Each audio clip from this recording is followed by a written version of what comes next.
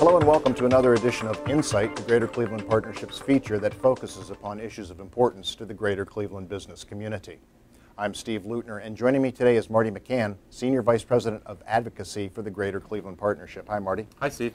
Marty, today you and I are going to talk about something that we've discussed previously on Insight, and that is Ohio's new learning standards, sometimes known as Common Core.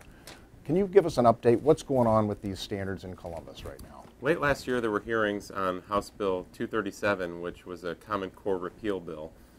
This bill got stuck in the House Education Committee, and a renewed effort over the course of the last month or so has placed a new bill in front of the Ohio General Assembly that would repeal Common Core, would institute temporary standards for a period of a couple of years while new standards were developed that would ultimately be put in place down the road. So the Greater Cleveland Partnership opposes this proposed repeal? Correct. We opposed the bill late last year. We were opposing this new bill, and we're actually working with chambers from across the state to make our position known. American students, when compared internationally, continue to slip and fall further behind in vital topics or subjects such as science, reading, math. So the need for these standards is compelling. But there's a lot of misinformation out there about these standards. There's some people that think that this came from President Obama or Congress. Can you talk a little bit about those misperceptions? Yeah, in the mid to late 2000s, the National Governors Association and state school superintendents recognized the need to develop these standards for the very reasons that you stated. They developed these standards, they engaged states in that process. Ohio was heavily involved and commented on this, had public hearings on this, and ultimately agreed on the standards in 2010.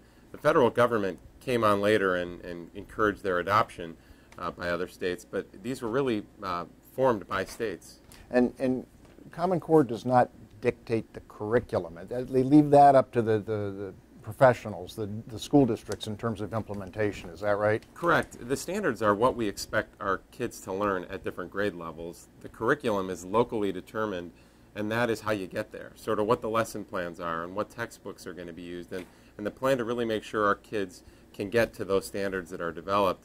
And that kind of work was actually reemphasized, and the local control over that was reemphasized during a bill the General Assembly passed just a couple of months ago to really make sure that the local control remained in local hands. So you have these new standards, and these school districts all across the state have been spending countless hours preparing to implement them and planning for them, and now there's a threat to rip that away. Wouldn't that be disruptive to students and teachers alike if all of a sudden we said, not so fast, we're going to do these new standards as opposed to these current standards? Absolutely. The districts across the state have spent years in time and resources, money to implement these standards, and to pull them out now to put in standards that are pretty old for a temporary period of time while we develop new standards that are probably likely to look pretty similar to the Common Core just doesn't make sense.